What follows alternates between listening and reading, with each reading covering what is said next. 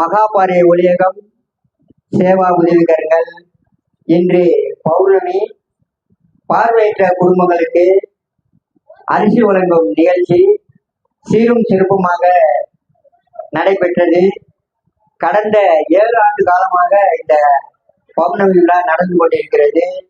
இந்த விழாவுக்கு தெய்வ திரு சுவாமிநாதன் மீனாட்சி அவங்க அன்னதானம் வழங்கியிருக்காங்க. இன்று நம்ம மகாபாரிய ஒளியத்திற்கு பார்வையற்ற மாற்றுத்திறனாளி அவர்களுக்கு சாப்பாடு வழங்கியிருக்காங்க. இந்த சாப்பாடு வழங்கியதற்கு அவங்க குடும்பம் நீண்ட ஆயுளோட இருக்கணும். அவங்க குழந்தை பிள்ளைகள் எல்லாருமே நல்ல வேலை கிடைச்சி நல்ல தேக ஆரோக்கியத்தோடு இருக்கணும். இன்னும் சர்வீஸ் செய்வதற்கு நிறைய பலன் கொடுக்கணும்னு சொல்லி மகாபாரிய ஒளி சார்பாக கேட்டுக்கொள்கிறேன். நன்றி, வணக்கம். ஆக்கட்டுவா தந்தை தின வாழ்த்துக்கள்.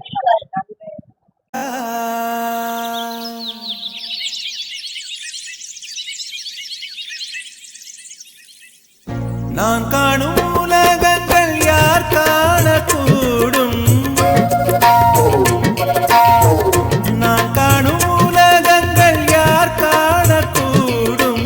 சொல்வது யார் சொல் வெண்பனி துளியே, மெல்லன பேசும் பசும் புல்வெளியே, என்னை காணும் அன்னை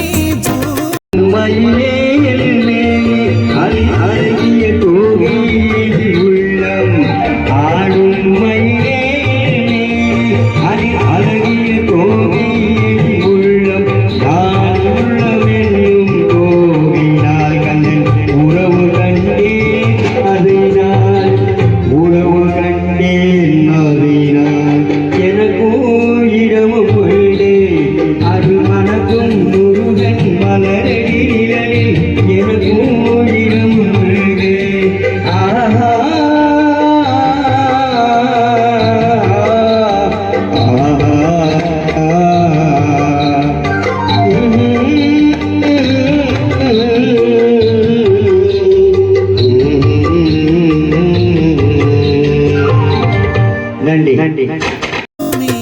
உன்னை காணவே இங்கே வேண்டும் என்னும் ஓர் ஜன்மம், வானம் பாடி போல் பாடும் வாழ்க்கை என்றுமே வேண்டும். நான் காணும் உலகங்கள் யார் காணக்கூடும்?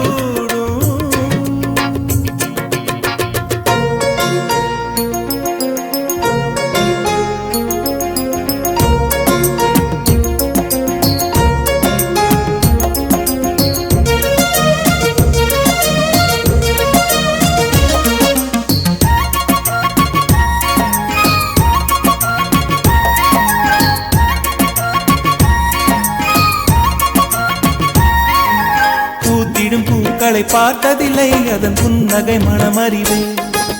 கொட்டிடும் அருவியை பார்த்ததில்லை, கை தொட்டதன் உணர்வறிவே. குக்கு குக்கென கூவும் புயல்களின் கூட்டத்தில் நான் இணைவேன். கட்டு கடங்கா நினைவில் கற்பனை ரெக்கை விரித்திடுவேன். உங்கள் முகம் பார்த்ததில்லை, வருந்தவில்லை நான். என் முகத்தை நீங்கள் எல்லாம் பார்ப்பதனால் தான் உங்கள் மேடை பாட.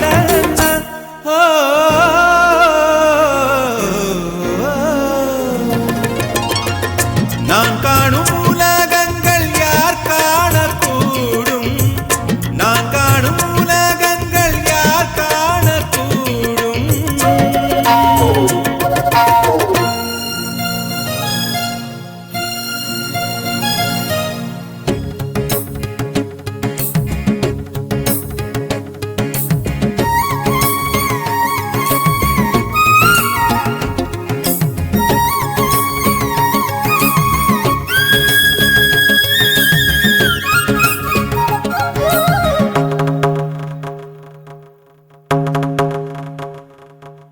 ராத்திரி பேச்சினில் அம்மா கதைகளில் பூத்தது பல நினைவு.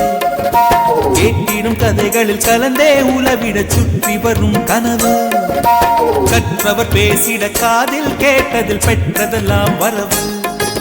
வாட்டிய வறுமையில் எனக்குள் திறந்தது கற்பனையின் கதவு.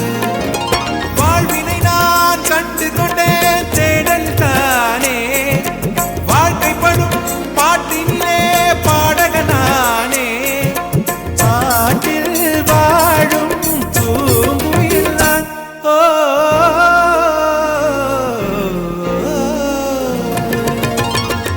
நான் காணும் உலகங்கள் யார் காணக்கூடும்